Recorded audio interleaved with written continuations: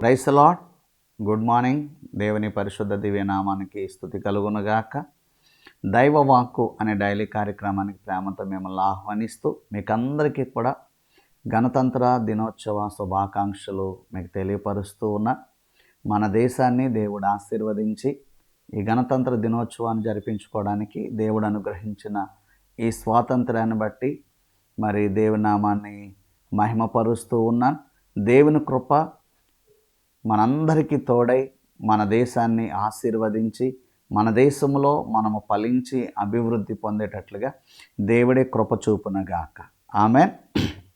మనం ఆలోచన చేస్తే మరి ఈ యొక్క దినమందు రాజ్యాంగాన్ని ప్రతిష్ఠించి రాజ్యాంగబద్ధంగా మరి ఒక స్వాతంత్రాన్ని మనం అనుభవించడానికి మరి మన దేశ నాయకులు పెద్దలు ఎంతో కృషి చేసి రాజ్యాంగబద్ధంగా ఒక చట్టబద్ధమైన దేశానికి మరి మనల్ని నడిపించుకొచ్చారు. ప్రియమైన దేవుని బిడ్డలారా, దేవుని బిడలమైన మనకు కూడా క్రైస్తవ్యంలో మరి యేసుక్రీస్తు ప్రభువారు ఒక రాజ్యాంగం లాంటి మరి ఒక చట్టాన్ని మనకు కూడా ఇచ్చారు. మీరు గమనించగలిగితే మత్తయి శుభవార్త 5వ అధ్యాయం 6వ అధ్యాయం 7వ అధ్యాయం చదివితే గనక యేసుక్రీస్తు ప్రభువారు కొండ మీద చేసినటువంటి ప్రసంగం భారతదేశానికి రాజ్యాంగం ఎంత గొప్పగా ఉందో అలాగున క్రైస్తవ్యానికి ఈ ప్రసంగం కూడా ఒక రాజ్యాంగం లాంటిదే. ఒక చట్టబద్ధమైన దేవుని బిడలు ఎలా నడుచుకోవాలో ఒక రాజ్యాంగం లాంటి మరి బోధన యేసుక్రీస్తు ప్రభువారు కూడా మరి బోధించినట్లుగా మనం చూస్తాం. యేసుక్రీస్తు ప్రభువారు చేసిన బోధలు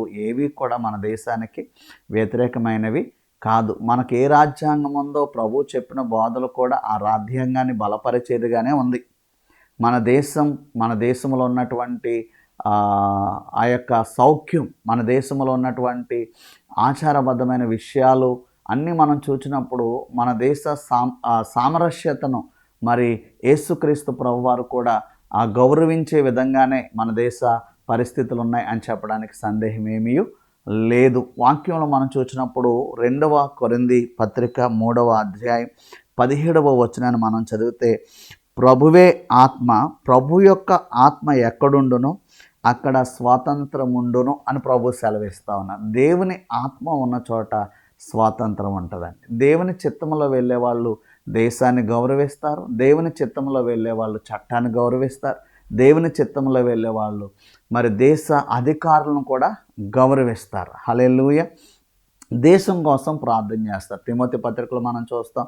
1 తిమోతి 2వ అధ్యాయం 1-2 వచనాలు మనం చదివినట్లయితే మరి దేశంలో మనం సుఖంగా సౌఖ్యంగా మాన్యత కలిగి బ్రతకడం కోసం దేశ అధికారుల కోసం దేశం కోసం మరి ప్రార్థనా విజ్ఞాపన చేయాలని వాక్యంలో ఉంది. వాక్యంలో మనం చూసినప్పుడు ఏ అధికారమైనా దేవుని చేతనే ఇవ్వబడుతుంది గనక అధికారులకు లోబడి ఉండుడి అని ప్రభు చెప్తా ఉన్నారు. చట్టాన్ని గౌరవించాలండి, అధికారులను గౌరవించాలి. అది దేవుని చిత్తం. దేవుడు చెప్పిన బోధ కూడా అదే. మన దేశాన్ని చట్టాన్ని లేకపోతే అధికారులను ఎదిరించి క్రైస్తవులు ఎప్పుడు కూడా గలిబిలి చేయడానికి లేదు. ఎందుకంటే వాక్యం చెప్తుంది అధికారం దేవుడి చేత ఇవ్వబడుతుంది. ఏ అధికారినైనా నువ్వు గౌరవించగలగా. క్రైస్తవులు దేశాన్ని గౌరవిస్తారని, క్రైస్తవుల వల్ల దేశానికి ఆశీర్వాదం.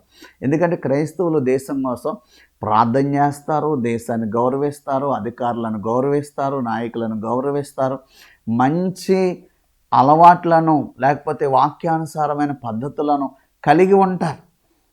ఒక చెడు వ్యసనాల్లో వెళ్ళిపోతున్నటువంటి వారిని బయటికి తీసుకొస్తారు. కాబట్టి భారతదేశం ఈరోజు గణతంత్ర దినోత్సవం సెలబ్రేట్ చేసుకుంటున్నటువంటి శుభదినాన్న దేవుని బిడలముగా, దేశాన్ని క్షేమాన్ని కోరేటువంటి వారముగా, దేశ అభివృద్ధిని కోరేటువంటి వారముగా వాక్యానుసారంగా మిమ్మల్ని మీరు కట్టుకుంటూ అధికారులకు లోబడుతూ దేశ సౌలభ్యతను లేకపోతే దేశ క్షేమాన్ని దేశ సౌఖ్యాన్ని కోరుతూ ప్రార్థించి దేశ క్షేమాభివృద్ధికి తోడ్పడే క్రైస్తవులుగా ఉండాలని మేము కోరుతూ ప్రార్థిస్తూ దీవిస్తూ ఉన్న దేవుడు మన భారతదేశాన్ని ఆశీర్వదించునుగాక. ఆమేన్. God bless you.